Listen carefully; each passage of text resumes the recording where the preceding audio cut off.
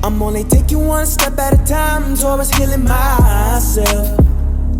I had to get out, I found a way out. No more living in pain or misery. It's all about protecting my energy. Keep the negative away from me, because I am just keeping my peace. Cut off everything that no longer was serving me, and I chose to start loving myself.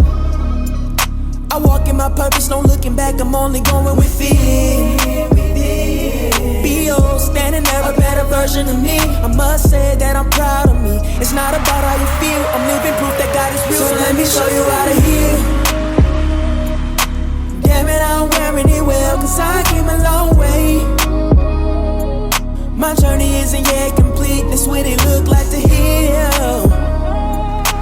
Damn it, I'm wearing it well, I'm proud of myself. It's nothing to it, you can do it, all you gotta do is just fight through it. Create a soul, create a soul, create a soul. Just fight through it.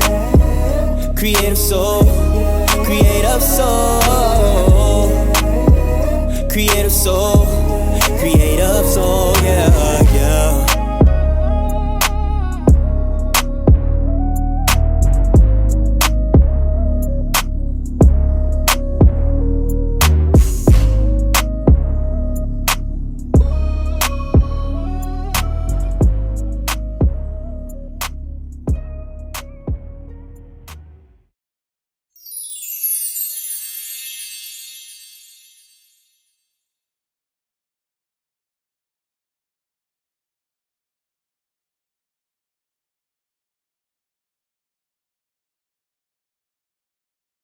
Welcome to Pain to Purpose podcast, where we have open discussions to heal together as a community.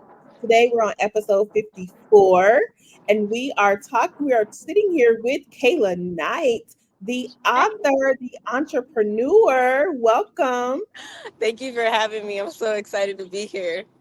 You are welcome, and we are excited to have you. So let's get on into it. Okay. How was your day today? It's actually been a great day. I'm not going to lie. It's been pretty good. I've been trying to stay positive in the situation. And the more I'm positive about it, the better the day seems to go, you know? All right. I like that. I like that. So let's get into it. What's the pain that pushed you to your purpose? That's really deep because I think ultimately I've always wanted to be an author.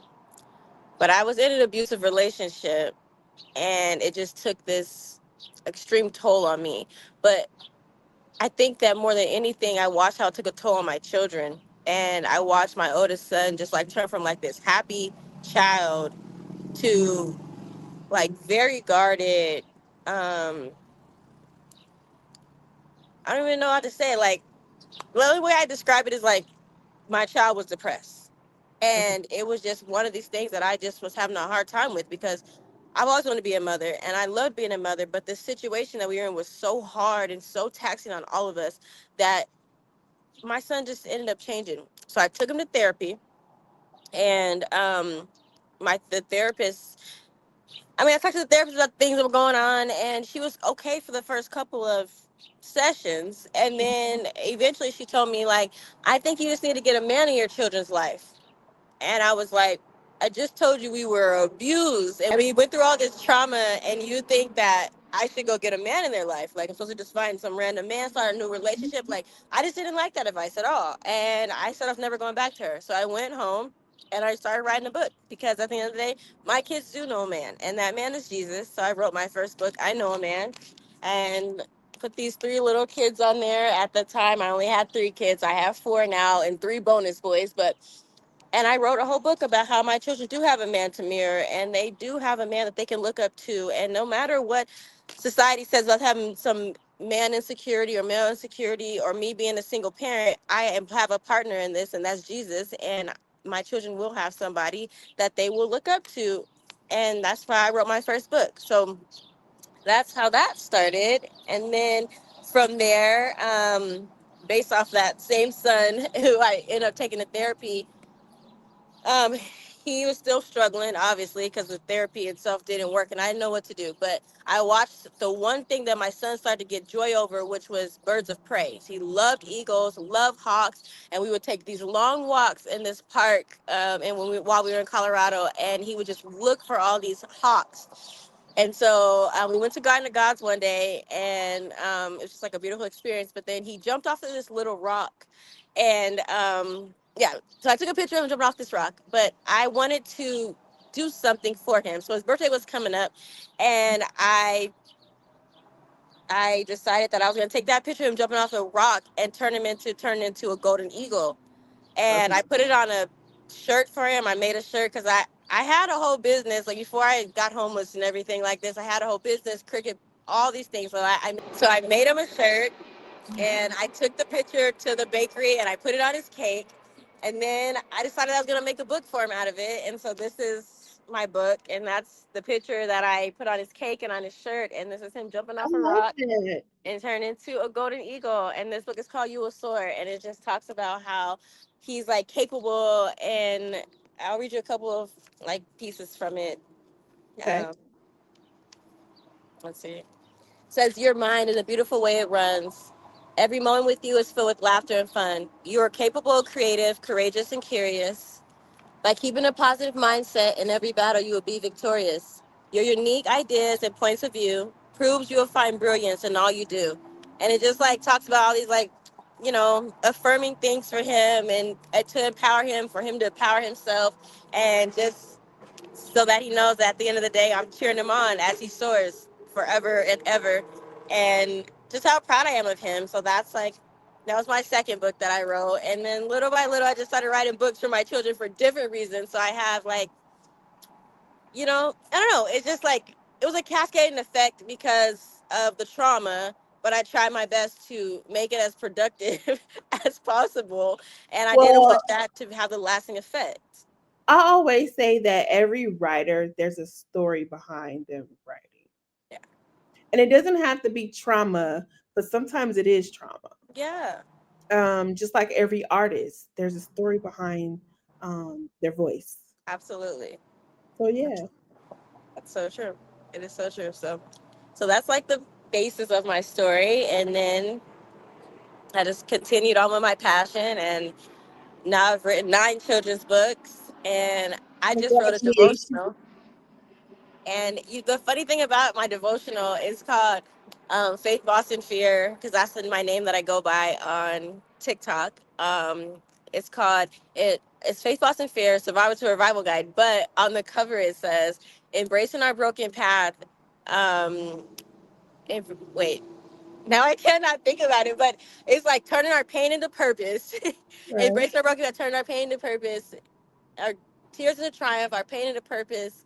I cannot think of what it is right now, but it's literally because Well, we your want them to go podcast. over and purchase the book. So where can they purchase all these books? And the link in my Shopify, I'm linking my bio on my TikTok. I have a Shopify store. I have a Shopify store. It is Faith Boston Fear on Shopify. But I have it linked in my bio on TikTok, which is my Okay. TikTok is Faith Boston Fear. And yeah, I have that. I have lots of digital books, and all these um all my paperbacks are on Amazon as well. I just have like a lot of different things. I have like 90 different books and journals and things on Amazon because I just love to create. But they're So, like audience, we journals. know her as a huge creator, and we want you to go over to Amazon and purchase her books. She has some amazing things going on. Everything she does is positive. She's went from come from pain to purpose, and we want to support her and support her children. So you can follow her on TikTok, and you can hit that bio in her link tree, and that will get you over to her Shopify so you can purchase her digitals. And you can also go over to Amazon and purchase all the books that she has. Now, for you that do not know, if you go on Amazon, everybody has an author page. And on that author page, it will take you to every book that the writer has written. And that's how you'll be able to find all her creations. So please go over and support her. Now, you've got to tell us what's next with your books and stuff. Oh, I have this beautiful idea in my head, and a lot of faith. I feel like once I can get my name out there, I feel like I could be New York Times bestseller, and I mean that with like the most humble, sincere heart that I genuinely do, just because I know what God can do, and I know what He's promised me, and throughout this experience, I've had so many positive interactions, and I've had so many people come to me and speak to me about my books and about where my books have changed their life or changed their children, how they've inspired them. And I've had so many people telling me that I am going to be New York Times, one of New York Times bestsellers. And at first you like don't think you're worthy, but then little by little I'm starting to believe it, and I believe that I can, because God can, and I know that He gave me this passion for a reason. And I don't know. That's just where I feel like I'm headed now. I feel like, right. I feel like I've been in the shadows for so long in this situation, because this has been 5.5 years of me trying to get my name out there, my books out there, and it never felt like the right time. Like nothing took off. I've had a few sales, a few this, but like nothing took off. And I feel like the more that I walk into, more that I don't allow, like, since I've been homeless with my children and my mom and my husband, it's just been a whole lot of things going on. But since then, I have not walked in shame. And that's something that I had a previous problem with. I was ashamed of this, ashamed of that. Since I've stepped out of shame, I feel like I've stepped more into my purpose, and I've been using the things around me to, like, catapult me. So I feel like now is the time. Like, I feel like once my name can get out there, and once my books can get the traction, and I get to meet my target audience, I feel like it's just a matter of time before God catapults me into the position that I've been praying for, that the promise that He's given me. That's just, Yeah. I just feel like I'm just waiting for God to catapult me. So that's Yeah. that's what's next. So No. if anyone wanted to donate to you, do you have Cash App or Zelle? I do have Cash App and Can you Zelle. spell that out for our audience? Okay. My Cash App is Calaboo113. And then my Zelle, is that the email? Wait, Zelle is the email, right? You can, for Zelle, you can do through email or Because phone I number. don't want to do my phone They number. do have your Cash App, I so have my Cash App. I don't do my phone number because I got it's a okay. stalker. So they have your Cash App. So, Yeah. audience, if you would like to donate to Miss Kayla, you can go over to the Cash App and donate to her and her children, or please stop by TikTok. Um, Follow her on TikTok. She does have some amazing videos. Everything that she does over there is positive. Go over to Amazon and support her. Do not forget that we do have a website now. It's www.painthepurpose podcast.com. And if you would like to come onto the podcast and promote your business, or if you have a story that you would like to share that you think will help the community, you can go ahead and go to the website and send me a message, or you can email me at creativesoul.business@gmail.com. Do not forget, it's only pain until you discover your purpose and start your healing journey. And I'll see you next Monday.